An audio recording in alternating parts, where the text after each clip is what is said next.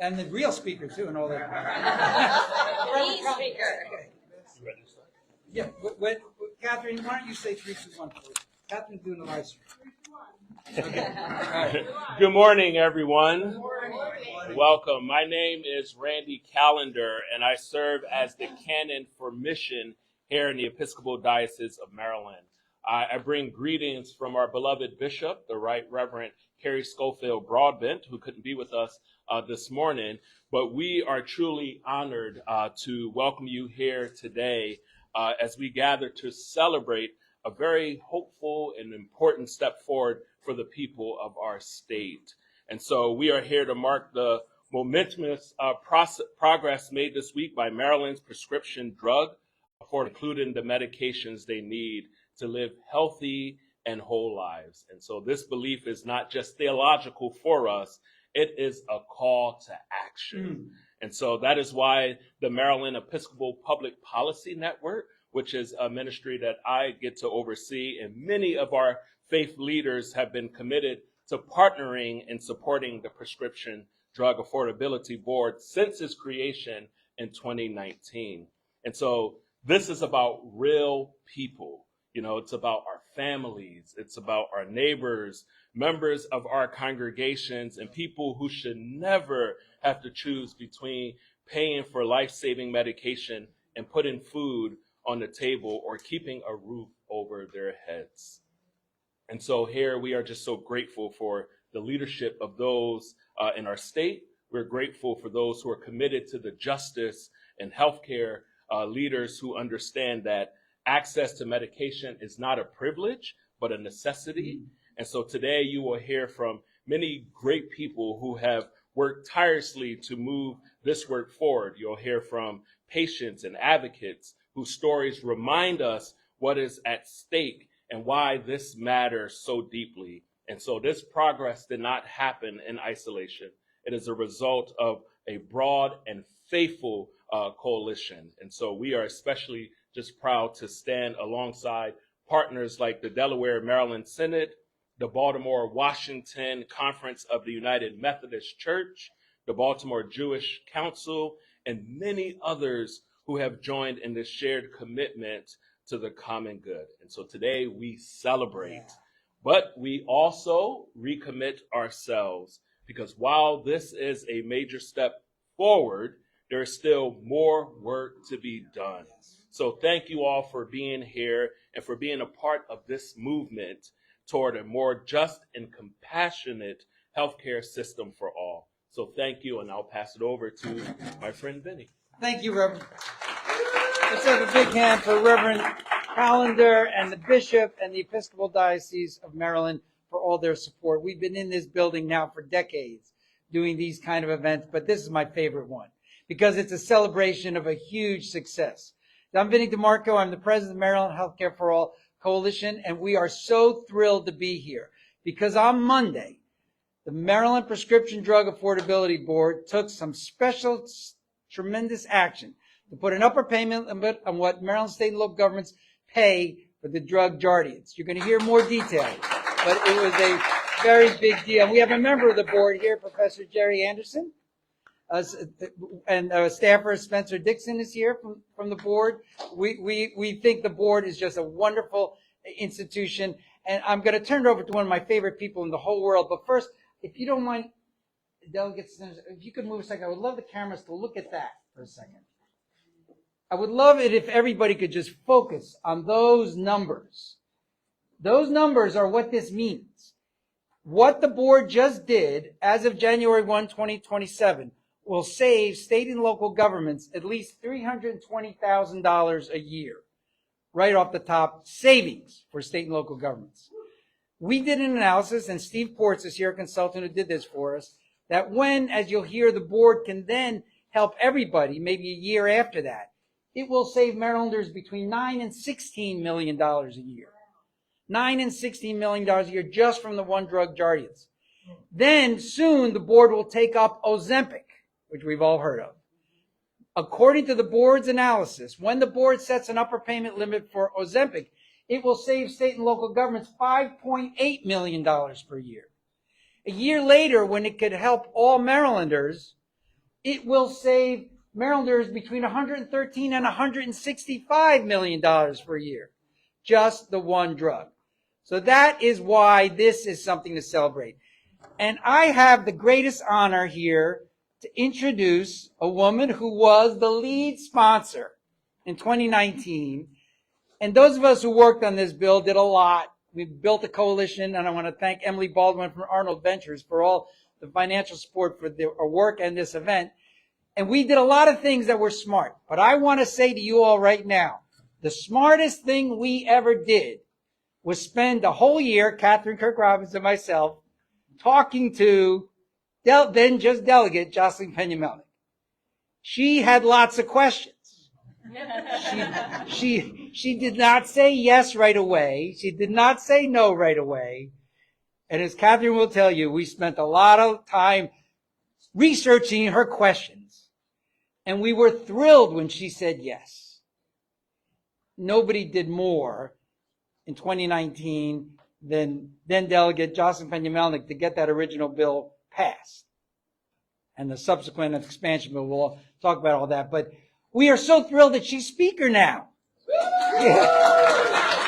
She is the greatest speaker in the nation, and I did just a wonderful job this first session on so many issues. But we're thrilled she could be here with us. I felt guilty asking her to do something 2 days after the session was over, but I overcame my guilt, and so we're thrilled you're here, Madam Speaker. We love you. Thank you. So, good morning, everyone. It is really a blessing to be here, especially with people that I have so much love and respect.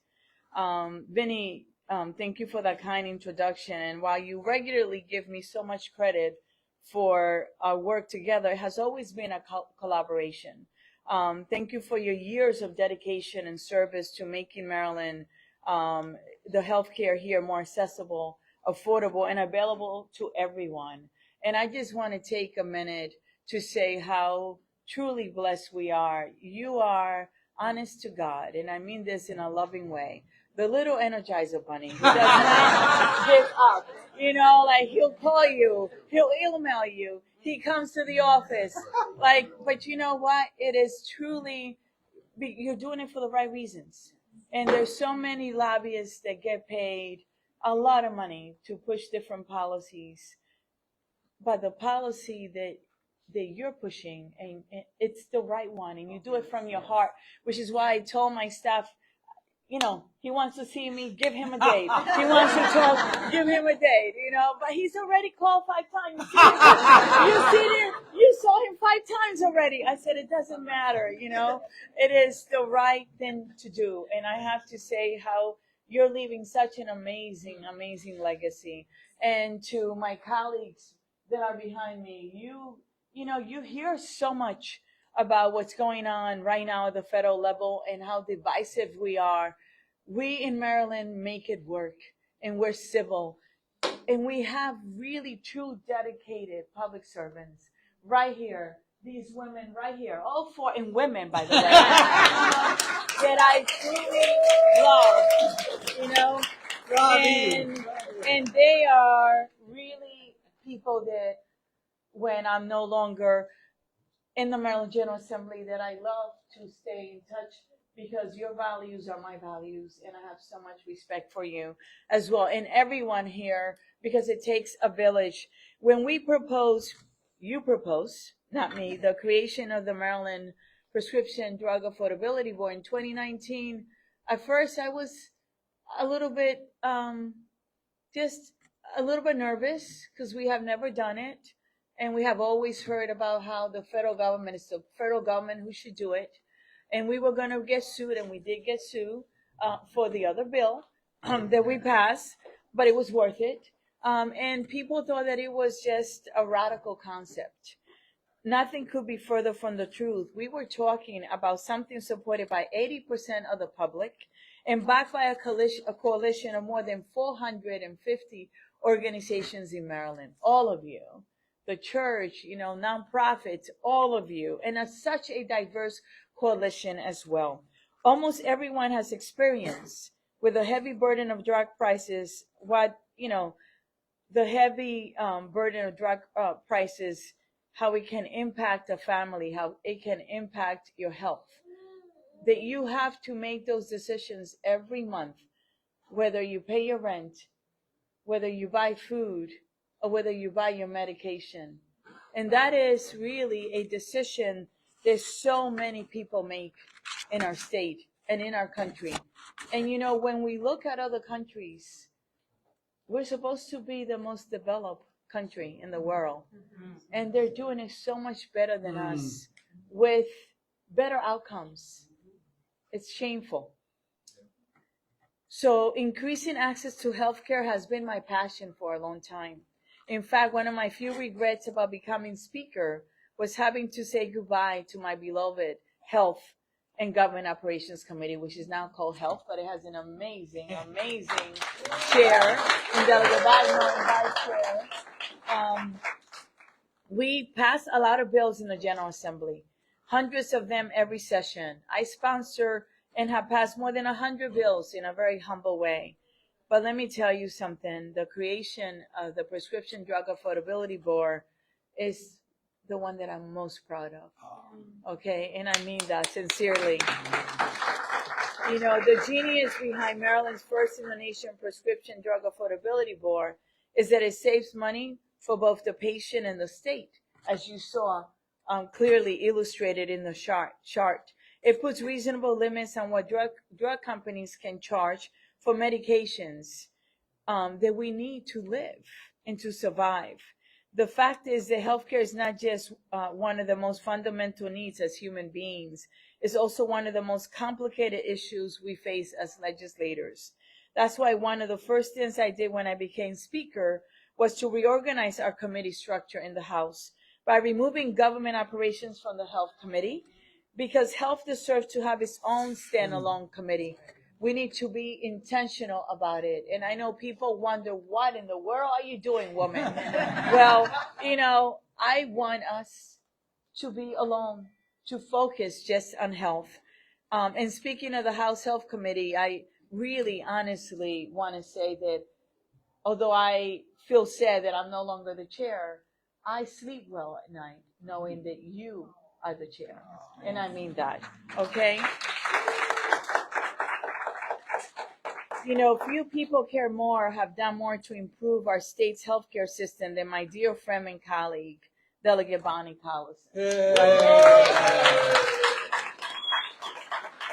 You know her well, but there are tens of thousands of Marylanders who don't know Bonnie's name or face, but have still benefited from her passionate advocacy on their behalf.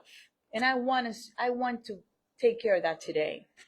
As a longtime member of the committee and my vice chair for 4 years, and I could not have done what I did without you, and I mean that. Bonnie had a well-earned reputation for bringing people together, people from all sides of the issue, to achieve policies that help Marylanders. During her 4 terms in the House, bills that Bonnie has sponsored are some of the following, not all, because there's so many. She increased the number of school-based health clinics. What a concept, right? Provided dental care to adults on Medicaid. We had never done it. She did it. Assured that healthcare professionals can practice to the full scope of their training and experience. Held premium costs in Maryland to less than half the national average thanks to our reinsurance program. Maryland has one of the lowest premiums in the nation. Thank you. And of course, Delegate Collison put her heart and soul into creating the Prescription Drug Affordability Board. The reason we're here today is because of Bonnie. Bonnie chaired the Insurance and Pharmaceutical Committee for 8 years and has been my steady partner in this work from start to finish. As you probably know, after 16 years in the House, Bonnie has decided not to run for re-election. It is truly our loss, truly. But at least she gets to leave on a high note. She stayed with us long enough to see the Prescription Drug Affordability Board set upper payment limits on the first drug. Thank you, Bonnie, for your intelligence, your generous heart, and your remarkable gift for bringing people together to solve problems. We love you and you will be missed. I have to say, Bonnie, that I always say you give people their flowers when they're alive. You deserve it. You give yourself unconditionally with every fiber of your being. You have a beautiful disposition. You're kind. You are what we all need to be, especially during these times. And I want to tell you, Bonnie, that I love you so much.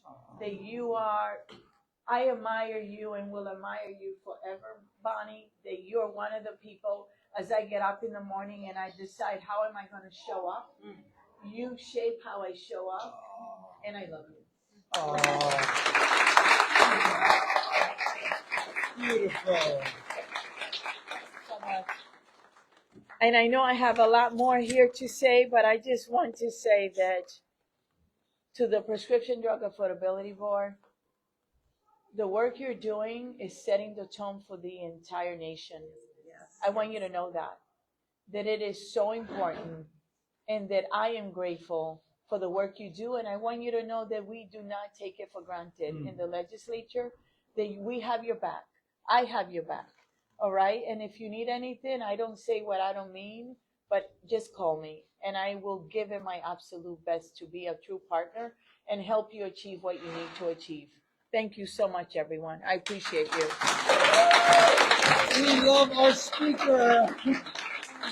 And I know I'm going to stay for a little bit. I have to go, but you know, when you're in session, you put all your doctor's appointment. And I have my first of so many, right? Physicals, allergy, you name it. So I have to do that, but I'm going to stay for a little bit, okay? We love our speaker. Let's have a big hand for Mr. Jocelyn Pena. Like we all just pinched ourselves when she got picked. Is it really true? And we're so thrilled. And if I may, I did not mention our partner in the Senate. Yeah. It takes two chambers. Yes. And Senator Dial has a beautiful heart, is disciplined, works hard, no nonsense, but is also extremely intelligent, but more importantly, very kind. All right? Thank you. Thank you, Madam Speaker. You mentioned the board. We have with us the wonderful executive director of the board, Andrew York. Give a big wave, Andrew, for Dr. Andrew York, really terrific leader of the board. You've done such great work. And a couple members of the Stakeholder Council, Dr. Danita Tolson, also with the NAACP Stakeholder Council, Jim Gutman with the Stakeholder Council. Any other Stakeholder Council people? Anyway, thank you for everything the board has done. You know, one criticism of our board, of our prescription drug board, is why did it take so long? It was created in 2019. And some of the reason is our former governor did some things we did not like, vetoed a funding bill, otherwise slow walked it. Luckily, a governor was elected in 22 named Governor Westmore, who as soon as he became governor, made clear his tremendous support for the board, its funding, its work, and he has been really, really strong in getting the expansion bill passed, which we'll talk about, and also giving the board everything it needs. He is thrilled that the board has made this progress. He wanted to be here but could not be here, but he sent a video, and we're going to watch Governor Westmore talk about the board. I'm so excited to join you today in celebrating the Maryland Prescription Drug Affordability Board and all of the incredible work that you have done. The board just took an historic step in setting a cap for what our state and local governments pay for Jardiance, a type 2 diabetes medicine used by thousands of Marylanders every year. This milestone for Maryland and for our efforts to bring down the cost of life-saving medications means we can drive more investments in other critical areas. And this is just the beginning. In the coming year, we expect the board to find more ways to curb the cost of life-saving medicines and put dollars back in the pockets of hard-working people all across the state. At a time when costs are rising, this will help families make ends meet and help more people lead and live healthy lives. Maryland's been a leader in the fight, and now we're seeing the results.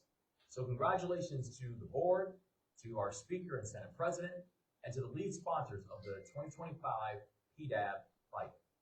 Delegates, Bonnie Colson and Jennifer White Holland. And on the Senate side, Alan Guile, Brian Felton. And of course, the Maryland Healthcare for All Coalition is leading this fight and never letting up. This is a big win. And I hope it inspires other governors and lawmakers across the country to take up the fight in their own states. Thanks a lot.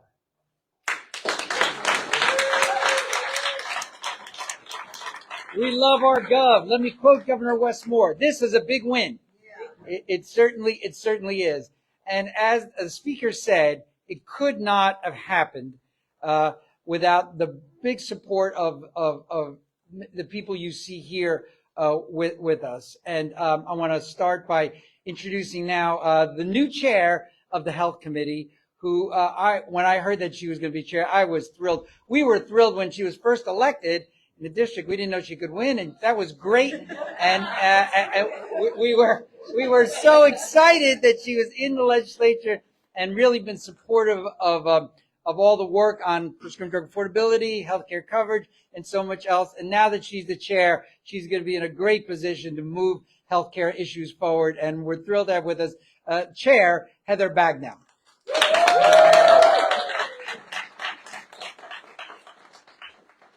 That was no shade from Vinny. It was true. And I will say this is a really humbling moment because in 2019, when we passed this premier legislation, I was a fledgling member of the chamber.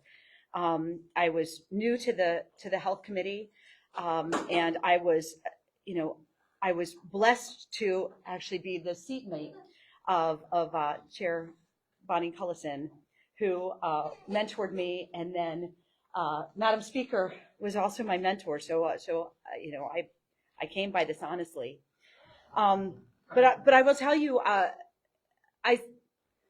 we often hear that Maryland is a leader in this space, but we hear it nationally. I go to national conferences and I hear about other states that are looking to Maryland as a leader when it comes to innovative healthcare policy solutions. And the Prescription Drug Affordability Board is no exception.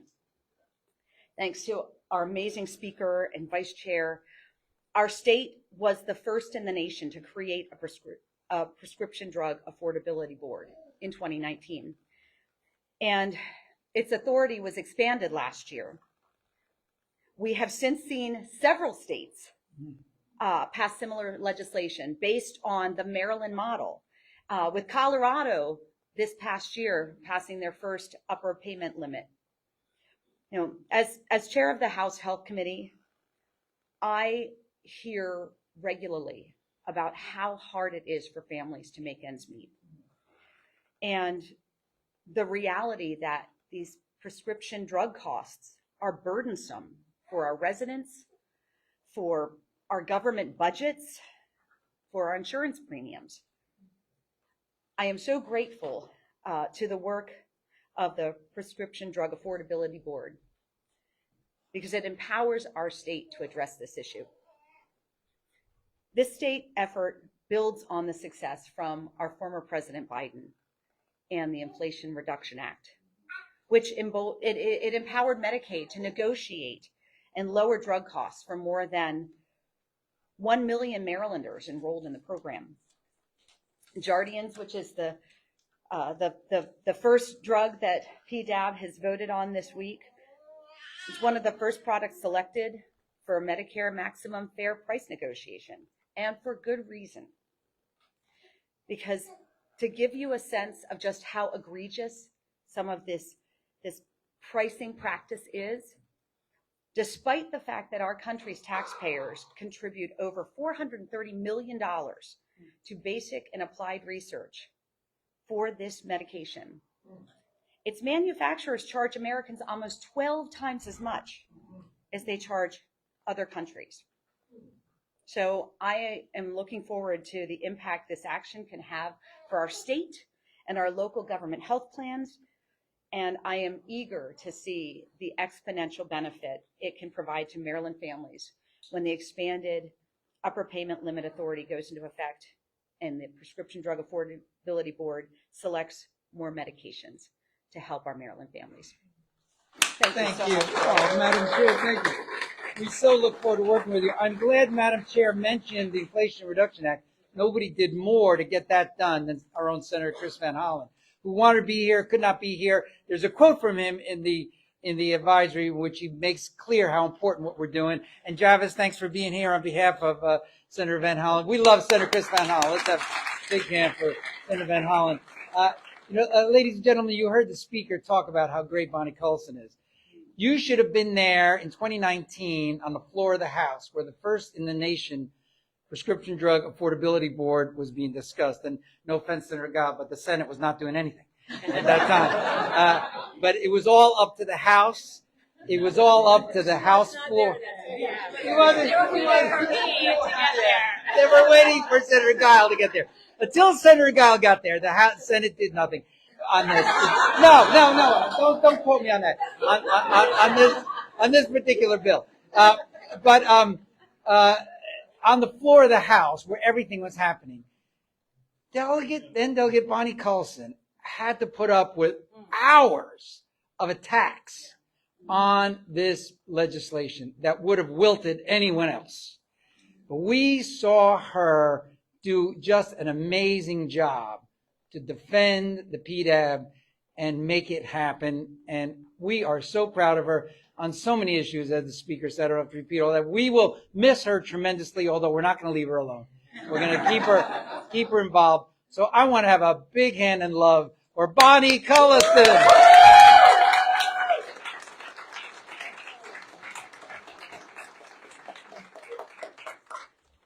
Oh, thank you, Vinny. I appreciate that you were reminding yourself daily that I was in session and not calling me for the last 2 weeks.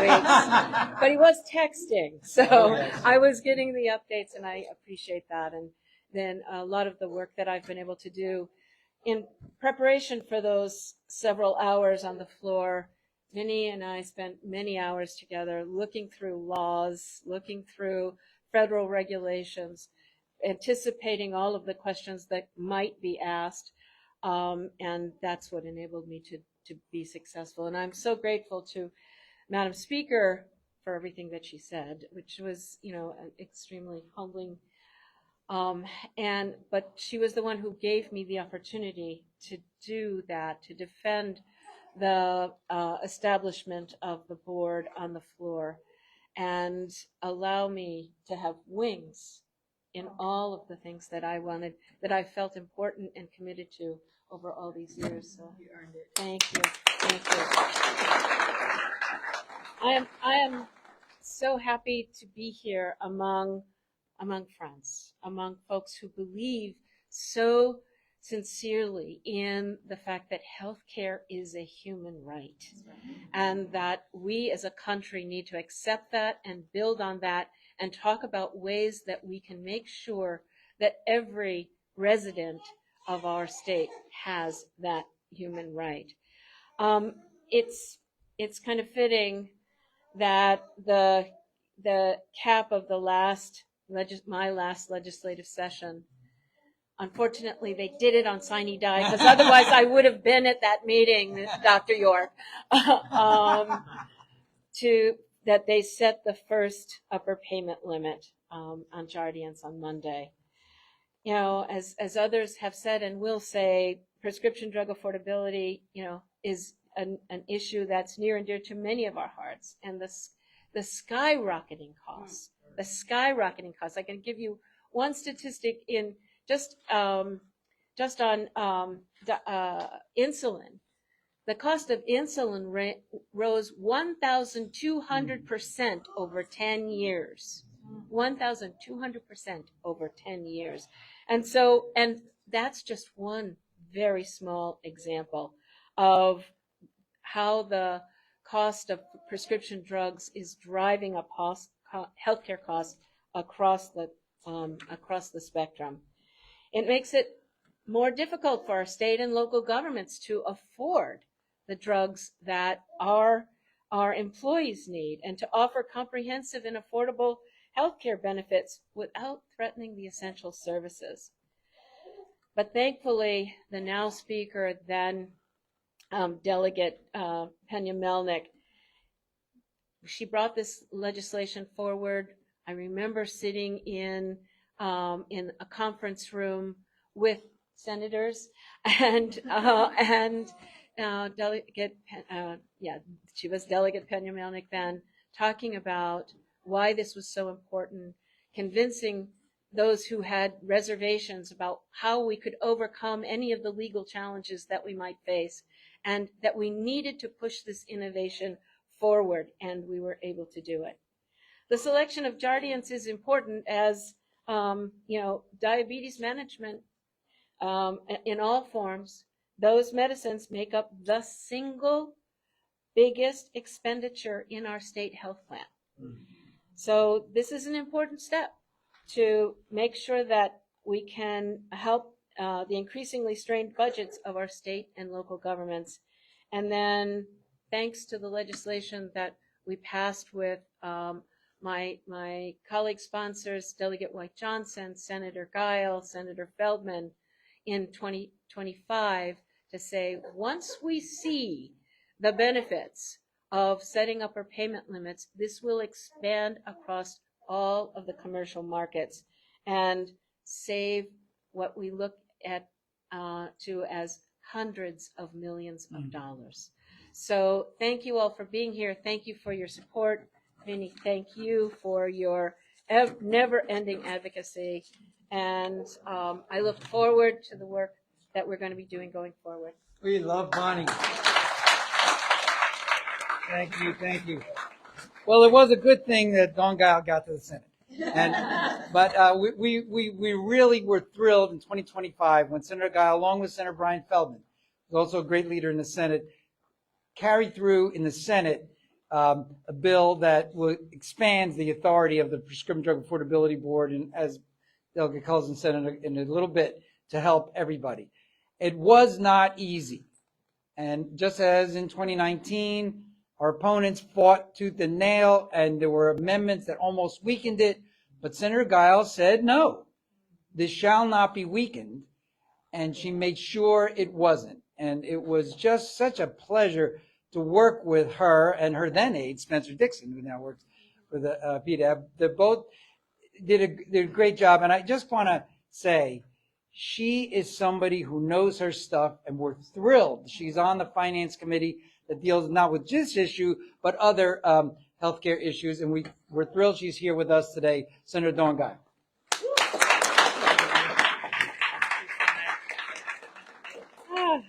Good afternoon, everyone, or good morning still. My space-time continuum is all off with Sine Die earlier this week, but it's such a pleasure to be here with you all, with these powerhouse female lawmakers, in addition to such wonderful, compassionate advocates who have just fought on behalf of so many Marylanders who will benefit from the work of the Prescription Drug Affordability Board. Also so grateful for the work of the Prescription Drug Affordability Board. And a special shout out as well to my former legislative director, Spencer Dixon. He supported me so much throughout trying to get this bill passed in 2025, and I know he's doing good work now. Being here today, it was a little bit tough because of Sine Die earlier this week. In fact, what the speaker saying about getting those doctor's appointments said, I don't normally wear glasses, but I'm all out of contact lens. I have an optometrist appointment tomorrow. But it was just so important for me to be here in this room with you all, to celebrate the work of the Prescription Drug Affordability Board. It's really, truly an exciting day to celebrate this historic work of the board to establish the state's first upper payment limit on Jardiance. At a time when household and state budgets are stretched thin, this vote sends a clear message. Our PDAB is working and putting patients over profits. I'd like to take a moment to thank my colleagues for their dedication and commitment on this issue. as well to Governor Wes Moore and the tireless Vinnie DeMarco, Catherine Kirk Robbins right there behind the camera. This action comes at a critical time as we all pay the high cost of prescription drugs, whether it's at the pharmacy counter or whether it's through our insurance premiums or whether it's through our taxpayer dollars. Unfortunately, this issue only continues to grow, with recent polling indicating that over 70% of Marylanders are concerned about the cost of prescription drugs, a dramatic increase of a full 10 percentage points since similar polling was done in 2023.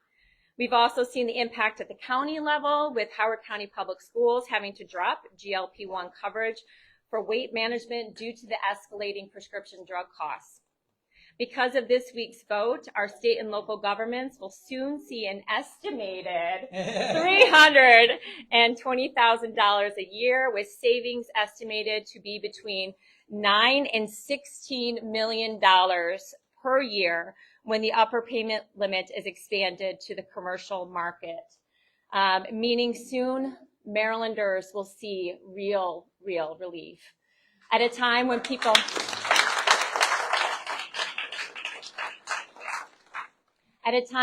are stretched so thin in affordability challenges, the work that the Prescription Drug Affordability Board is doing is so important. And so thank you all so much.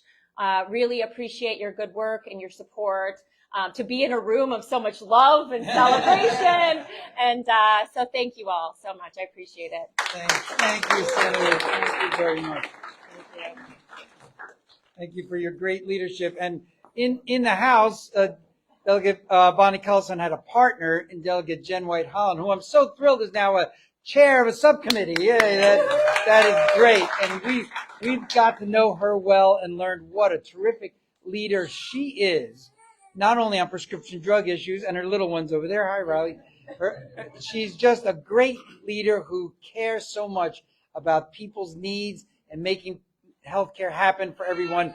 And we're looking forward so much to working with her in the future in a new role, but she really played a critical role in the 2025 law to expand the authority of the Prescription Drug Affordability Board. Delegate Jen White Holland. Thank you. All right. Well, good morning again. I am Delegate Jennifer White Holland and have the pleasure of representing the 10th Legislative District in Baltimore County. I'm so honored to be here with my fellow colleagues and those in the fight, and all of you who are lowering prescription drug costs. And as Vinnie mentioned, I'm also here with my little one, baby Riley, and my mom, who are also here for their first press conference. She has been witnessing her mom in action over these last 90 days. And so I'm really grateful to be wearing multiple hats. And in addition, I'm pleased to be here as a member of the Legislative Black Caucus of Maryland, which has been a key supporter of the Prescription Drug Affordability Board in its establishment back in 2019. And so while we are all hurt, I know, Riley, me too, I'm hurt by this too, by the high cost of prescription drugs, we know that Black Marylanders are faced with additional burdens due to persisting racial health disparities. And again, with another hat on, as a public health professional, I have seen firsthand the devastating impacts that unaffordable prescription drugs have on both the health and the economic well-being of our communities. And I've also witnessed my own family members have had to make choices when it comes to renewing prescription or simply making what they have stretch a little more. But fortunately, I have also seen the meaningful impact that intentional legislative policy solutions can have in improving public health, which is why I was so eager to work and support and strengthen our Prescription Drug Affordability Board. And our board is a critical way for us, our state, to ensure that we are putting patients over pharmaceutical profit. Because drugs don't work if what? People can't afford them. And so I commend the Prescription Drug Affordability Board for their comprehensive, transparent, and intentional work to establish the necessary infrastructure to determine and set upper payment limits. I am especially appreciative of their efforts to engage with the Maryland public through increased informational hearings and patient surveying, as it is critical these voices are central to their work. This week's vote to establish an upper payment limit is just the beginning. While the cost savings estimated for Jardiance are impressive, the benefit can expand exponentially. One of the next prescription drugs that the PDAB is considering is Ozempic, as we've seen, which has an established Medicare maximum fair price. Should that number be adopted as an upper payment limit, state and local governments are estimated to save over $5 million per year, with savings jumping substantially to between 116 to 164 million per year when expanded to commercial markets. The selection of diabetes management medications promises to advance health equity, as we see Black Americans in particular are 60% more likely to be diagnosed with diabetes than white Americans, and they are more than twice likely as to suffer from complications such as vision impairment or end-stage renal disease. But again, there is still hope, and this is just the beginning. And so I look forward to witnessing and supporting the work of the first in the nation Prescription Drug Affordability Board, and most importantly, seeing how this will yield the savings to our communities, because drugs don't work if people can't afford them. Thank you.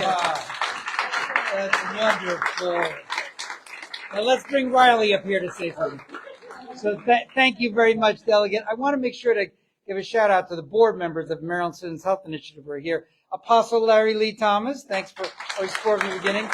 Len Lucci, who's also our lobbyist. I said, you say the best lobbyist in Annapolis till my son came, but we have Jamal Lee, a great board member. Mark Derbyshire, hiding back there. Any other board members here? Jim Campbell, another board member, terrific board member. I want to give a shout out to Jen Hobbins, who's been supporting us forever, and Larry Zarzecki. Larry Zarzecki, bring your head in here a second. Give a big hand for Larry Zarzecki, who told his story to the legislature so many times to help make all this happen. And I know our speaker has to go. Let's have a big parting applause for Speaker Jocelyn Pena-Melnick. Thank you very, very much for being here and your leadership. So now we want to hear from President David Conway, President of AARP. No group did more than the AARP to make the original PDAB happen and the expansion in 2025. And we are thrilled that as we are talking right now, there's a radio ad playing with David Conway's beautiful voice talking about how important what the PDAB is to the people of Maryland. And I'm thrilled that David Conway is here to talk with you on behalf of AARP. Thank you, Vinny. I got to say, it's pretty tough following such a group of dynamic women. But I'll do what I can. Yes, my name is David Conway, and I am the volunteer state president for AARP Maryland. And very excited to be here today on behalf of really the nearly 850,000 members across the state. Prescription drug affordability has been a top priority of AARP Maryland for the past decade. And as we've seen the direct consequences that the exorbitant cost of medications can have on our members, for too long, our families and neighbors have been forced to sacrifice their financial stability in order to afford necessary medications. Our seniors really deserve to be able to fill their prescriptions without foregoing other critical needs. It simply does not have to be this way, which is why we at AARP Maryland have long advocated for both state and federal action on prescription drug costs. So today I am proud to share that we have made progress on both fronts. As you have heard from other speakers, following this week's vote of approval, established an upper payment limit on Jardiance. Maryland's landmark Prescription Drug Affordability Board has taken concrete steps to reduce that cost of prescription drugs purchased by state and local government entities. So I'm proud to be featured in a radio ad sponsored by the Maryland Healthcare for All Coalition, airing right now, which highlights this progress. We want the people of Maryland to know that the PDAB is doing what they're doing to make the high cost of drugs more affordable. Importantly, this is progress towards these upper payment limits being expanded to help all Marylanders.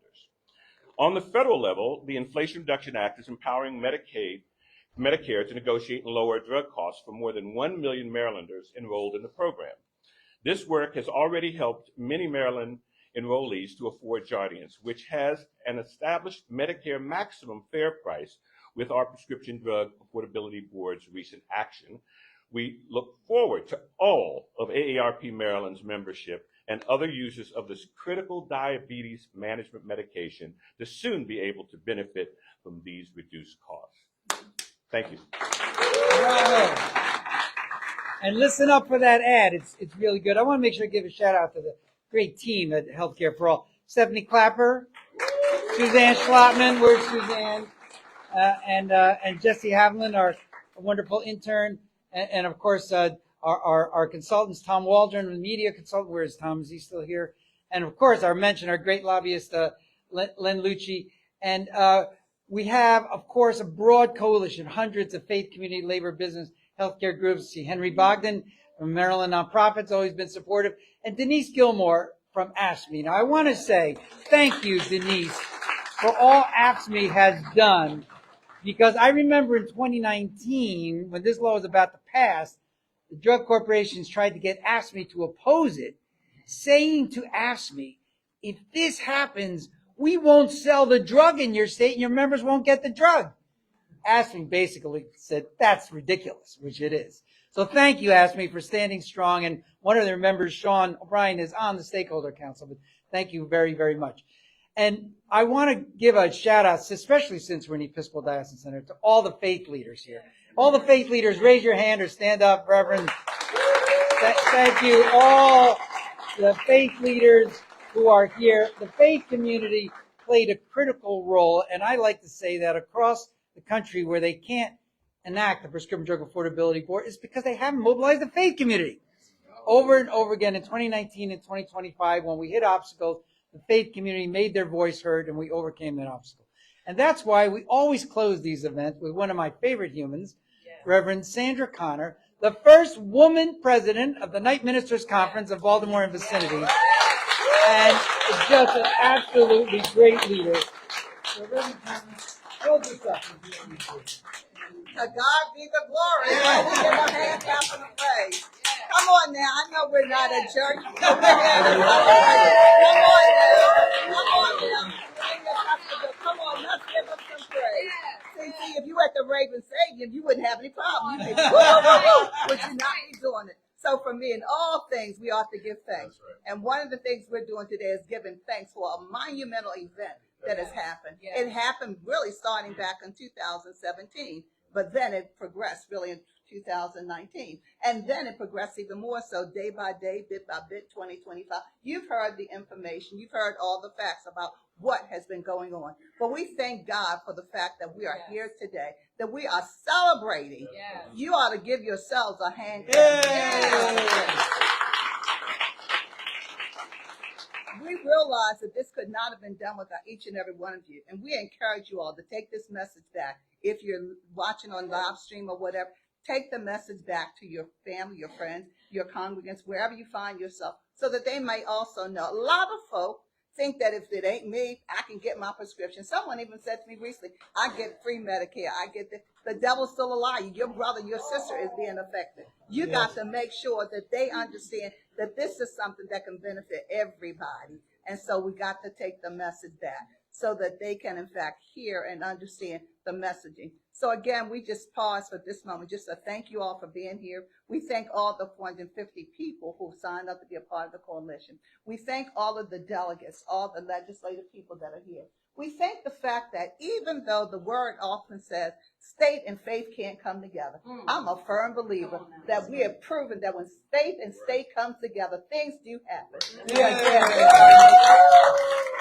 have proven that when it comes together, it can happen. So we don't have to continue to be separated. We just need to continue to join and find ways to collaborate and to do. You've heard everybody today say that there's more to be done. Yes, there is. Yes. There's more to be done. There's more to be done behind these people that are here to help them get reelected. Yes. For whatever reason. I don't know if I'm supposed to say that or not. But there's more to be done. There's more to be done. And so we've got to continue on. We encourage you all, if you see something, say something, do something. And we encourage you all to continue to get engaged in what's going on. We encourage you all to go to healthcareforall.com to see what we're doing, because we're doing some great things there. You'll find out that there's a lot of advocacy stuff going on, lots of stuff going on. There's a lot of stuff that we need. We're not going to be completely done until everybody has equitable health care. So again, we thank all of you that are here today. We thank all of those of you who are part of the coalition. We thank all of you who have been a part of making this be what it is today. We thank our bunny rabbit. We could not be doing what we're doing if we did not have Benny. Benny is a relentless leader. Benny is an awesome leader. But behind every great leader, there's a great woman. Molly. Molly Mitchell. There's a great woman. And so we thank you for what you do and how you do it. You are the reason why I keep going. You're the reason why I keep, in addition to my God, let me get the right one. But you are a relentless leader. And we thank all of the team members at the Healthcare for All. Thank you, thank you, thank you. This could not have happened if it had not been for each of you. Thank you for those of you who showed up today. We made a phone call, may have been late, but you showed up today for this press conference. And we say thank you, thank you, thank you. It's not over yet. There's still more work to be done. Are you on the team? Yeah. All right. Let's get started. Oh, we love Reverend Connor.